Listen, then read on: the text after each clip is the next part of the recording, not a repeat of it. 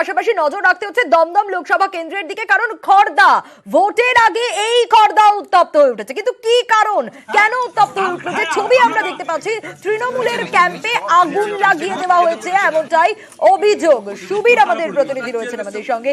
সুবীর, কারা এই আগুন লাগালো, কেন এই ঘটনা ঘটলো, কি জানা যাচ্ছে, কি পরিস্থিতি?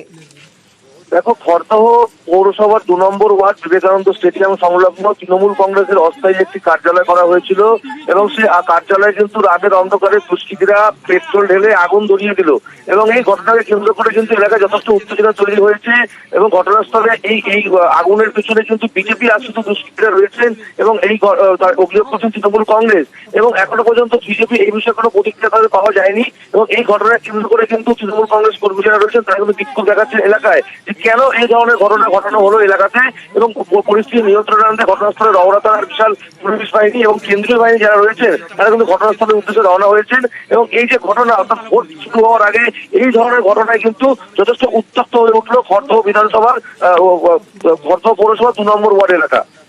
বেশ সুবীর, অবশ্যই নজর থাকবে দিনভর।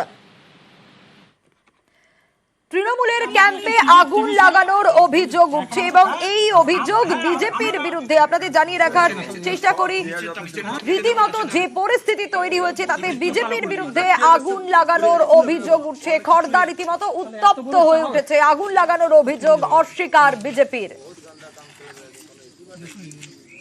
উপরে ফ্ল্যাশগুলো সব কাটা দেওয়া ছিল, এটা আমাদের টিভি ছিল, এখন আমাদের হ্যাঁ